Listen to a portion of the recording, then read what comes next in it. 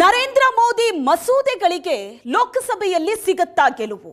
ಕೇಂದ್ರ ಸರ್ಕಾರ 3 ಮಸೂದೆಗಳನ್ನ ಜಾರಿಗೆ ತರೋದಕ್ಕೆ ಹೊರಟಿದೆ. ಅದು ಈಗ ಬಹಳ ದೊಡ್ಡ ಚರ್ಚೆಗೆ ಕಾರಣ ಆಗಿದೆ. ಬಹುಮತ ಇಲ್ಲದಿದ್ರೂ ಕೂಡ 2/3 ಬಹುಮತ ಪಡೆಯೋದು ದೊಡ್ಡ ಸವಾಲಿಗ. ಲೋಕಸಭೆಯಲ್ಲಿ ಅಗ್ನಿ ಪರೀಕ್ಷೆಯನ್ನ ಪ್ರಧಾನಿ ನರೇಂದ್ರ ಮೋದಿ ಗೆಲ್ತಾರಾ? ನರೇಂದ್ರ ಮೋದಿ ಮಸೂದೆಗಳಿಗೆ ಲೋಕಸಭೆಯಲ್ಲಿ ಜಯ ಹೇಗೆ ಸಿಗುತ್ತೆ? ಬಹುಮತ ಇಲ್ಲದೆ ಇದ್ರೂ ಕೂಡ ಗೆಲ್ಲುವ ಸವಾಲು ಹೇಗೆ ಎದುರಿಸ್ತಾರೆ ಮೋದಿ? ಐತಿಹಾಸಿಕ ಮಸೂದೆಯನ್ನ ಗೆಲ್ಲೋದಕ್ಕೆ ಮೋದಿ ಸರ್ಕಾರದ ಗೇಮ್ ಪ್ಲಾನ್ ಏನು? ವಿರೋಧಿಗಳ ಸಹಾಯ ಇಲ್ಲದೆ ಗೆಲ್ಲೋದಕ್ಕೆ ಸಾಧ್ಯವಾಗುತ್ತಾ? ಇಡೀ ದೇಶವೇ ಕಾಯ್ತಾ ಇದೆ. ಲೋಕಸಭೆಯಲ್ಲಿ ಇವತ್ತು ಏನಾಗುತ್ತೆ? ಇರೋದು 293 ಮತ, ಬೇಕಿರೋದು 360 ಬಲ. ಏನು ಮಾಡ್ತಾರೆ ಹಾಗಾದ್ರೆ ಮೋದಿ? ನರೇಂದ್ರ ಮೋದಿ ಮಸೂದೆಗಳು ಗೆಲ್ಲತ್ತಾ ಸೋಲ್ತವ? ಇದು ಈಗ ಬಹಳ ದೊಡ್ಡ ಕುತೂಹಲಕ್ಕೆ ಕಾರಣವಾಗ್ತಾ ಇದೆ. ದಿನ ಬೆಳಗಾದ್ರೆ ಈ ಮಸೂದೆಗಳ ಬಗ್ಗೆಯೇ ಚರ್ಚೆ ನಡೀತಾ ಇದೆ. ಏನಿದು ಬಿಲ್? ಏನ್ ಜಾರಿಗೆ ತರೋದಕ್ಕೆ ಹೊರಟಿದ್ದಾರೆ? ಅದರ ಮಹತ್ವ ಏನು? ಅದರ ಇನ್ಸೈಡ್ ಸ್ಟೋರಿ ಏನು ಅಂತ. ಬಟ್ ಸದ್ಯಕ್ಕೆ ಈಗಿರುವಂತಹ ಸವಾಲು ಕೇಂದ್ರ ಸರ್ಕಾರಕ್ಕೆ ಅಂದ್ರೆ ಈ ಅಗ್ನಿ ಪರೀಕ್ಷೆಯನ್ನ ಗೆಲ್ಲೋದು. ಲೋಕಸಭೆಯಲ್ಲಿ ಗೆಲ್ಲೋದಕ್ಕೆ ಏನೇನ್ ಸರ್ಕಸ್ ಮಾಡಬಹುದು ಹಾಗಾದ್ರೆ ಮೋದಿ ಸರ್ಕಾರ? ಇದು ಬಿಗ್ ಸಸ್ಪೆನ್ಸ್. ಏನಾಗತ್ತೆ ಅಂತ ತಿಳಿಯೋದಕ್ಕೆ ಏಷ್ಯಾನೆಟ್ ಸುವರ್ಣ ನ್ಯೂಸ್ ನೋಡ್ತಾ ಇರಿ. ಯಾಕಂದ್ರೆ ಕ್ಷಣ ಕ್ಷಣದ ಅಪ್ಡೇಟ್ ಅನ್ನ ನಿಮ್ಮ ಮುಂದೆ ಇಡ್ತಾ ಹೋಗ್ತೀನಿ. ಈ 3 ದಿನದ ಅಧಿವೇಶನ ಇದೆಯಲ್ಲ, ದೇಶದ ಭವಿಷ್ಯವನ್ನೇ ಬದಲಿಸುವಂತಹ ಅಧಿವೇಶನ ಇದು. ಈ 3 ಪ್ರಮುಖ ಮಸೂದೆಯನ್ನ ತರೋದಕ್ಕೆ ಕೇಂದ್ರ ಸರ್ಕಾರ ಹೊರಟಿದೆಯಲ್ಲ, ಅದು ಅಗ್ನಿ ಪರೀಕ್ಷೆ. ಅದಕ್ಕೊಂದಷ್ಟು ಬಲ ಬೇಕು, ಸದಸ್ಯರ ಬಲ ಬೇಕು. ಇರೋದೆಷ್ಟು? ಬೇಕಾಗಿರೋದೆಷ್ಟು? ವಿರೋಧ ಇರೋದೆಷ್ಟು? ಎಲ್ಲ ಲೆಕ್ಕ ಇದೆ. ಆದ್ರೆ ಈ ಅಗ್ನಿ ಪರೀಕ್ಷೆಯನ್ನ ಗೆಲ್ಲೋದಕ್ಕೆ ಬೇಕಲ್ಲ 2/3 ಬಹುಮತ. ಅದನ್ನ ಪಡೆಯೋದಕ್ಕೆ ಸಾಧ್ಯ ಆಗುತ್ತಾ? ವಿರೋಧ ಪಕ್ಷಗಳ ವಿರೋಧ ಇದೆ. ಮಹಿಳಾ ಮೀಸಲಾತಿಯನ್ನ ತರೋದಕ್ಕೆ ವಿರೋಧ ಪಕ್ಷಗಳು ವಿರೋಧ ಮಾಡ್ತಾ ಇಲ್ಲ. ಆದ್ರೆ ಅದರ ಜೊತೆಗೆ ಇಲ್ಲಿ ಮತ್ತೊಂದು ಮಸೂದೆಯನ್ನ ತರೋದಕ್ಕೆ ಹೊರಟಿದಾರಲ್ಲ, ಕ್ಷೇತ್ರ ಮರು ವಿಂಗಡಣೆ. ಅದರ ಬಗ್ಗೆ ವಿರೋಧ ಪಕ್ಷಗಳ ಆಕ್ಷೇಪ ಇದೆ. ಯಾವುದನ್ನ ಆಧಾರವಾಗಿಟ್ಟುಕೊಂಡು ಈಗ ನೀವು ಕ್ಷೇತ್ರ ಮರು ವಿಂಗಡಣೆ ಮಾಡ್ತಾ ಇದ್ದೀರಿ? 543 ಸೀಟ್ ಇದೆ. ಇದನ್ನ 850ಕ್ಕೆ ನೀವು ಏರಿಸ್ತಾ ಇದ್ದೀರಿ ಅಂದ್ರೆ ದಕ್ಷಿಣದ ರಾಜ್ಯಗಳ ಕತೆ ಏನು ಅಂತ ಪ್ರಶ್ನೆ ಮಾಡ್ತಿದ್ದಾರೆ. 50 ವರ್ಷಗಳಿಂದ ಲೋಕಸಭೆ ಸೀಟ್ಗಳು ಫ್ರೀಸ್ ಆಗಿದೆ. 50 ವರ್ಷಗಳಿಂದ 1971 ರೀಶಫಲ್ ಆಗಿತ್ತು. 71, 73ರ ಸಮಯದಲ್ಲಿ ಅಲ್ಲಿಂದ ಇಲ್ಲಿ ತನಕ ಹಲವು ಗೊಂದಲಗಳಿಗೆ ಕಾರಣ ಆಗಿದೆ. ಜನಸಂಖ್ಯೆಯ ಆಧಾರದ ಮೇಲೆ ಪ್ರತಿ 10 ವರ್ಷಕ್ಕೊಮ್ಮೆ ಜನಗಣತಿ ನಡೆದಾಗ್ಲೂ ಕೂಡ ಲೋಕಸಭೆ ಸೀಟ್ಗಳನ್ನ ಶಫಲ್ ಮಾಡ್ತಾರೆ. ಲೋಕಸಭೆ ಸೀಟ್ಗಳನ್ನ ಹೆಚ್ಚಿಸಲಾಗುತ್ತೆ. ಆದರೆ ಸ್ವಾತಂತ್ರ್ಯ ಬಂದ ನಂತರ ನಡೆದಂತ ಮೊದಲ ಚುನಾವಣೆ 1961ರಲ್ಲಿ 489 ಸೀಟ್ ಇತ್ತು. ಅದರ ನಂತರ 10 ವರ್ಷಕ್ಕೂ ಬದಲಾವಣೆ ಮಾಡಿಕೊಂಡು ಬಂದರು.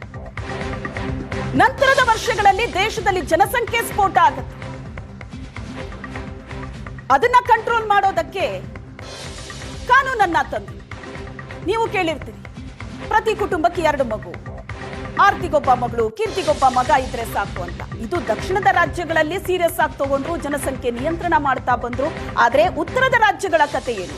ಉತ್ತರ ಪ್ರದೇಶ, ಬಿಹಾರ ರಾಜ್ಯಗಳಲ್ಲಿ ನಿಮಗೆ ಗೊತ್ತು, ಜನಸಂಖ್ಯೆ ಈ ಕ್ಷಣಕ್ಕೂ ಕೂಡ ಯಾವ ಮಟ್ಟದಲ್ಲಿ ಏರಿಕೆ ಆಗ್ತಾ ಇದೆ. ಜನಸಂಖ್ಯೆಯ ಆಧಾರದಲ್ಲೇ ಲೋಕಸಭೆ ಸೀಟ್ಗಳನ್ನ ನೀವು ಹಂಚಿಕೆ ಮಾಡ್ತಾ ಹೋದ್ರೆ ದಕ್ಷಿಣದ ರಾಜ್ಯಗಳಿಗೆ ಅನ್ಯಾಯ ಆಗತ್ತೆ. ಇದೇ ವಾದ 50 ವರ್ಷಗಳ ಹಿಂದೂ ಕೂಡ ಇತ್ತು. 1976ರ ಸುಮಾರಿನಲ್ಲಿ ಇಂದಿರಾ ಗಾಂಧಿ ಸರ್ಕಾರ ಇದ್ದಂತ ಸಂದರ್ಭದಲ್ಲಿ ಇಂದಿರಾ ಗಾಂಧಿ ಅವರು ಅದನ್ನ ಮತ್ತೆ ಮುಂದೂಡಿದ್ರು.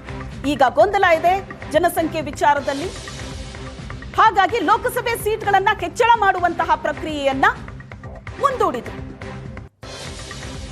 2001ರ ಹೊತ್ತಿಗೆ ಮತ್ತೆ ಚರ್ಚೆಗೆ ಬರುತ್ತೆ. ಆಗ ವಾಜಪೇಯಿ ಅವರ ಸರ್ಕಾರ ಇತ್ತು. ಆಗ್ಲೂ ಕೂಡ ಗೊಂದಲಗಳು ಬಂತು. ಯಾಕಂದ್ರೆ ದಕ್ಷಿಣದ ರಾಜ್ಯ ಕರ್ನಾಟಕ, ಕೇರಳ, ತಮಿಳುನಾಡು ರಾಜ್ಯಗಳಲ್ಲಿ ಜನಸಂಖ್ಯಾ ಸ್ಫೋಟ ಏನಿತ್ತು ಅದು ನಿಯಂತ್ರಣ ಆಗ್ತಾ ಬಂತು. ಸರ್ಕಾರ ತಂದಂತಹ ಪಾಲಿಸಿ ಏನಿದೆ ಜನಸಂಖ್ಯೆ ನಿಯಂತ್ರಣದಲ್ಲಿ ಅದನ್ನ ಬಹಳ ಸೀರಿಯಸ್ ಆಗಿ ಪಾಲಿಸಿದಂತಹ ರಾಜ್ಯಗಳಿಗೆ ಅನ್ಯಾಯ ಆಗತ್ತೆ. ಲೋಕಸಭೆ ಸೀಟ್ಗಳನ್ನ ಇವ್ರು ಶಫಲ್ ಮಾಡೋದಕ್ಕೆ ಹೋದ್ರೆ ಜನಸಂಖ್ಯೆ ಆಧಾರದಲ್ಲಿ ಯಶಸ್ವಿಯಾಗಿ ಜನಸಂಖ್ಯೆಯನ್ನ ನಿಯಂತ್ರಣ ಮಾಡದಂತಹ ರಾಜ್ಯಗಳಿಗೆ ಹಾಗಾದ್ರೆ ಅನ್ಯಾಯ ಆಗತ್ತೆ ಅನ್ನೋ ಪ್ರಶ್ನೆಗಳು ಬಂದಾಗ ಮತ್ತೆ ವಾಜಪೇಯಿ ಸರ್ಕಾರ ಇದನ್ನ 25 ವರ್ಷ ಮುಂದೂಡಿದ್ರು. ಈಗ ಮತ್ತೆ ಇದು ಚರ್ಚೆಗೆ ಬಂದಿದೆ. ಈಗಿರುವಂತಹ ಗೊಂದಲ ಕೂಡ ಅದೇ, ಎದ್ದಿರುವಂತಹ ಪ್ರಶ್ನೆ ಕೂಡ ಅದೇ. ಜನಸಂಖ್ಯೆಯನ್ನ ಕಂಟ್ರೋಲ್ ಮಾಡದ ರಾಜ್ಯಗಳು, ಉತ್ತರದ ರಾಜ್ಯಗಳೇನಿದೆ, for an example Uttar Pradesh, ಈಗಾಗಲೇ 80 ಲೋಕಸಭಾ ಸೀಟ್ಗಳಿದೆ. ಜನಸಂಖ್ಯೆಯ ಆಧಾರದ ಮೇಲೆಯೇ ನೀವು ಅಲ್ಲಿ ಹೆಚ್ಚುವರಿ ಸೀಟ್ಗಳನ್ನ ಕೊಟ್ರೆ ಹಾಗಾದ್ರೆ ಇಲ್ಲಿನ ರಾಜ್ಯಗಳಿಗೆ ಅನ್ಯಾಯ ಆಗುತ್ತೆ. ಲೋಕಸಭೆಯಲ್ಲಿ ನಮ್ಮ ಧ್ವನಿ ಕಡಿಮೆ ಆಗತ್ತೆ ಅಂತ ದಕ್ಷಿಣ ರಾಜ್ಯಗಳು ಹೇಳ್ತಾ ಇರೋದು. ಅದೇ ಉತ್ತರದ ರಾಜ್ಯಗಳು ಈಗಾಗಲೇ 80 ಲೋಕಸಭಾ ಸೀಟ್ ಇದೆ ಎಲ್ಲಿ, ಉತ್ತರ ಪ್ರದೇಶದಲ್ಲಿ. ಈಗ ಇವರು 50% ಅಂತ ಹೋದ್ರೂ ಕೂಡ 80 ಪ್ಲಸ್ 40 ಸೇರಿಸಿದ್ರೆ 120 ಸೀಟ್ಗಳಾಗತ್ತೆ ಅಲ್ಲಿ. ಹಾಗಾದ್ರೆ ನಮ್ಮ ಕತೆ ಏನು ಅಂತ ಪ್ರಶ್ನೆ ಮಾಡ್ತಿದ್ದಾರೆ. ಈ ಬಗ್ಗೆ ಮಾತಾಡೋದಕ್ಕೆ ರಾಜಕೀಯ ವಿಶ್ಲೇಷಕರು, ಅಸೋಸಿಯೇಟ್ ಎಡಿಟರ್ ಆಗಿರುವಂತಹ ಪ್ರಶಾಂತ್ ನಾಥ್ ಅವರು ನೇರ ಸಂಪರ್ಕದಲ್ಲಿ ಜಾಯ್ನ್ ಆಗಿದ್ದಾರೆ. ಪ್ರಶಾಂತ್, ಈಗ ಈ ಬಿಲ್ನ ಬಗ್ಗೆ ದಿನ ಬೆಳಗಾದ್ರೆ ಚರ್ಚೆ ನಡೀತಾ ಇದೆ. ಬಿಲ್ನ ಬಗ್ಗೆ ತಿಳ್ಕೊಳ್ಳೋ ಕುತೂಹಲ ಇಡೀ ಭಾರತದ ಜನಕ್ಕಿದೆ. ಅದರ ಜೊತೆಗೆ ಇವತ್ತು ಎದುರಾಗಿರುವಂತಹ ಸವಾಲು ಕೇಂದ್ರ ಸರ್ಕಾರಕ್ಕೆ ಅಂದ್ರೆ ಈ ಅಗ್ನಿ ಪರೀಕ್ಷೆ ಏನಿದೆ, ಬಹುಮತದ ಅಗ್ನಿ ಪರೀಕ್ಷೆ, ಇದನ್ನ ಹೇಗೆ ಮೋದಿ ಪಾಸ್ ಮಾಡ್ತಾರೆ ಅಂತ.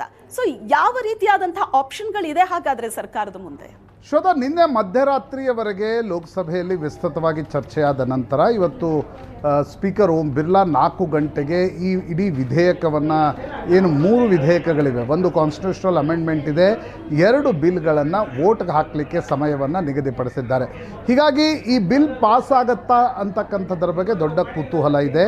ಯಾಕೆಂದರೆ ತರಾತುರಿಯಲ್ಲಿ ಮೋದಿ ಸರ್ಕಾರ 3 ದಿನಗಳ ವಿಶೇಷ ಅಧಿವೇಶನವನ್ನು ಕರೆದು ಒಂದು ಕಾನ್ಸ್ಟಿಟ್ಯೂಷನಲ್ ಅಮೆಂಡ್ಮೆಂಟ್ ಬಿಲ್, ಮಹಿಳೆಯರಿಗೆ 33% ಮೀಸಲಾತಿ, ಜೊತೆಗೆ ಡಿಲಿಮಿಟೇಷನ್ ಬಿಲ್ಲನ್ನು ಕೂಡ ತಂದಿದೆ, ಕ್ಷೇತ್ರ ಪುನರ್ವಿಂಗಡಣೆಯನ್ನು ಮಾಡ್ತಕ್ಕಂಥದ್ದು, ಲೋಕಸಭೆ ಮತ್ತು ವಿಧಾನಸಭೆಗಳ ಸಂಖ್ಯೆಗಳನ್ನು ಹೆಚ್ಚಿಸ್ತಕ್ಕಂಥ ಒಂದು ಪ್ರಸ್ತಾವನೆ ಈ ಬಿಲ್ನಲ್ಲಿದೆ, ಮತ್ತು ಕೇಂದ್ರಾಡಳಿತ ಪ್ರದೇಶಗಳಲ್ಲಿ ಸೀಟ್ಗಳ ಸಂಖ್ಯೆಯನ್ನು ಹೆಚ್ಚಿಸ್ತಕ್ಕಂಥ 3 ಬಿಲ್ಗಳಿಗೆ ಲೋಕಸಭೆ ಅನುಮೋದನೆ ಕೊಡಬೇಕಿದೆ. ಕಾನ್ಸ್ಟಿಟ್ಯೂಷನಲ್ ಅಮೆಂಡ್ಮೆಂಟ್ ಅಂದಾಕ್ಷಣ 2/3 ಮೆಜಾರಿಟಿ ಬೇಕಾಗತ್ತೆ. ಸರ್ಕಾರದ ಬಳಿ ಈಗ ಇರತಕ್ಕಂಥ ನಂಬರ್ಸ್ಗಳು 293.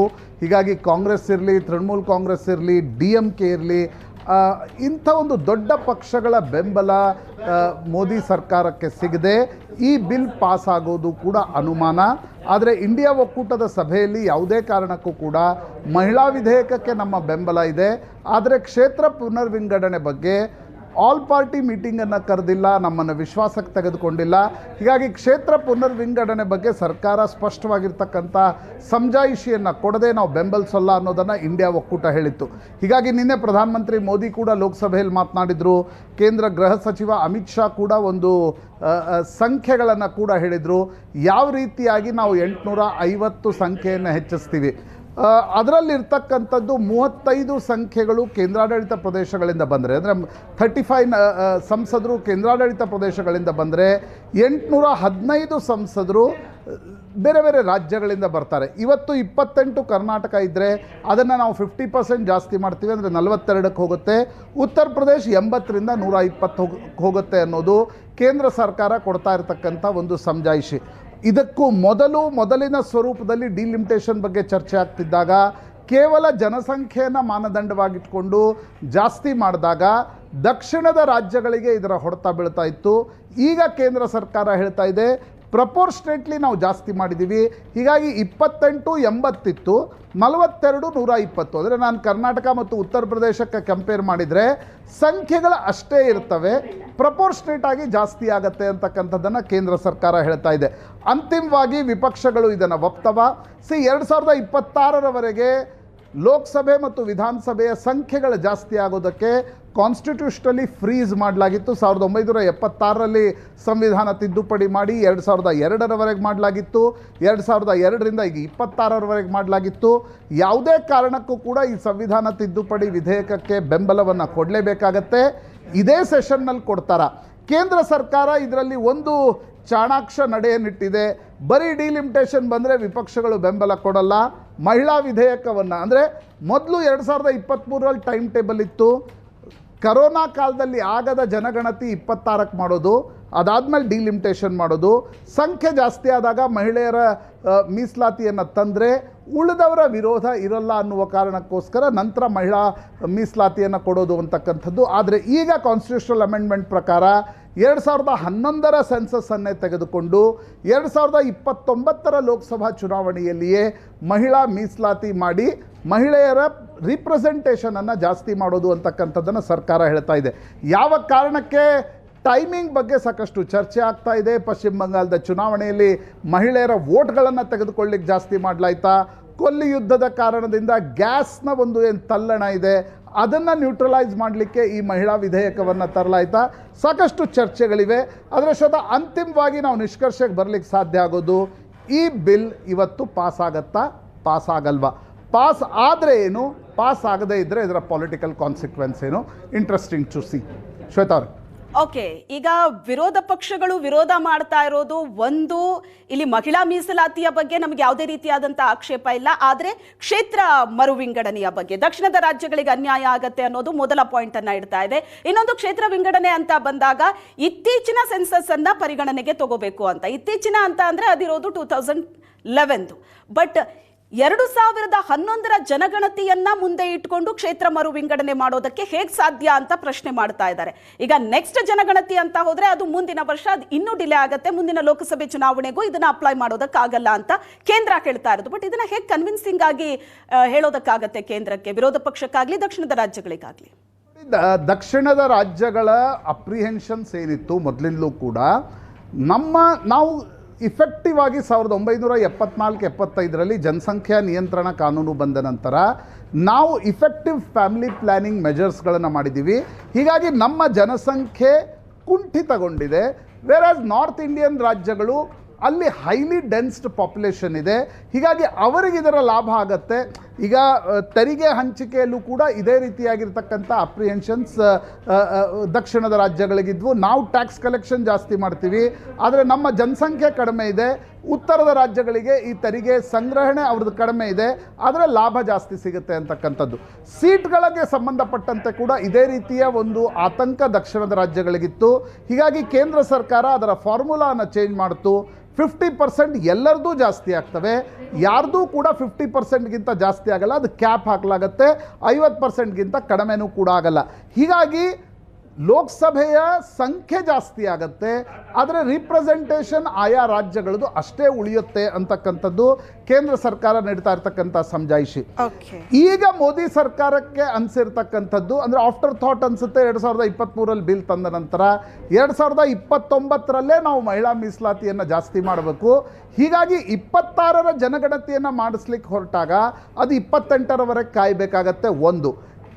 28ರವರೆಗೆ ಕಾಯ್ದರೆ ಅದು 34ಕ್ಕೆ ಬರುತ್ತೆ. ಹೀಗಾಗಿ 2011ರನ್ನು ಮಾನದಂಡವಾಗಿಟ್ಕೊಂಡು ನೋಡಿ, 1971ರ ಜನಸಂಖ್ಯೆಯನ್ನೇ ದೃಷ್ಟಿಯಲ್ಲಿಟ್ಕೊಂಡು ನಾವು ಇಲ್ಲಿಯವರೆಗೂ ಕೂಡ ಸಂಖ್ಯೆಗಳನ್ನು ಲೋಕಸಭೆ ಮತ್ತು ವಿಧಾನಸಭೆಗಳ ಸಂಖ್ಯೆಗಳ ಅರೈವ್ ಆಗಿವೆ. ಅಷ್ಟೇ ಅಲ್ಲ, ನಾವು ಜಾತಿಗೆ ಸಂಬಂಧಪಟ್ಟಿರ್ತಕ್ಕಂಥ ಇಡೀ ಮೀಸಲಾತಿ ನಾವು ಮಾಡಿರ್ತಕ್ಕಂಥದ್ದು 1931ರ ಗಣತಿಯಲ್ಲಿ ದೃಷ್ಟಿಯಲ್ಲಿಟ್ಕೊಂಡು ನಾವು ಇವತ್ತಿನವರೆಗೂ ಕೂಡ ಅದರ ಪ್ರಪೋರ್ಷನೇಟ್ ಮೀಸಲಾತಿ ಬಗ್ಗೆ ಚರ್ಚೆ ಮಾಡ್ತಿದ್ದೀವಿ. ಹೀಗಾಗಿ 2011ರ ಒಂದು ಜನಗಣತಿಯನ್ನು ಮಾನದಂಡವಾಗಿಟ್ಕೊಂಡು 29ಕ್ಕೆ ತರಬೇಕು ಅಂತಕ್ಕಂಥದ್ದನ್ನು ಸರ್ಕಾರ ಹೊರಟಿದೆ. ಮಹಿಳೆಯರ ವೋಟ್ಗಳ ಮೇಲೆ ಕಣ್ಣಿಟ್ಟು ಕೂಡ ಸರ್ಕಾರ ಈ ವಿಧೇಯಕವನ್ನು ತರಾತುರಿಯಲ್ಲಿ ತರ್ತಿದೆ ಅಂತಕ್ಕಂಥದ್ದು ಸ್ಪಷ್ಟ. ಆದರೆ ಬರೀ ನೇಮ್ ಸೇಕಿಗೆ ಮಹಿಳಾ ವಿಧೇಯಕದ ಬಗ್ಗೆ ಮೋದಿ ಸರ್ಕಾರ ಮಾತನಾಡುತ್ತಾ, ಯಾಕಂದರೆ UPA ಸರ್ಕಾರ ಕೂಡ ಇದನ್ನೇ ಮಾಡಿತ್ತು 2010-11ರಲ್ಲಿ. 2026ರಲ್ಲಿ ಇದನ್ನು ತರಲಿಕ್ಕೆ ಸಾಧ್ಯ ಆಗುತ್ತಾ ಅಥವಾ ರೋಡ್ ಬ್ಲಾಕ್ಗಳಾಗ್ತವ? ಮಹಿಳಾ ವಿಧೇಯಕದ ಬಗ್ಗೆ ಕಾಂಗ್ರೆಸ್ನ ಬೆಂಬಲ ಇದೆ, ಆದರೆ ಡಿಲಿಮಿಟೇಷನ್ ಬಗ್ಗೆ ಕಾಂಗ್ರೆಸ್, TMC, DMK ಈ ಪ್ರಮುಖ ಪಕ್ಷಗಳ ವಿರೋಧವನ್ನು ಸರ್ಕಾರ ಅದನ್ನು ಹೇಗೆ ಕರಗಿಸುತ್ತೆ ಅನ್ನೋದು ಪ್ರಾಯಶಃ ಸಂಜೆ ಹೊತ್ತಿಗೆ ಸ್ಪಷ್ಟವಾಗಲಿದೆ. ಶ್ವೇತಾ ಅವರೇ, ಥ್ಯಾಂಕ್ ಯು ಪ್ರಶಾಂತ್.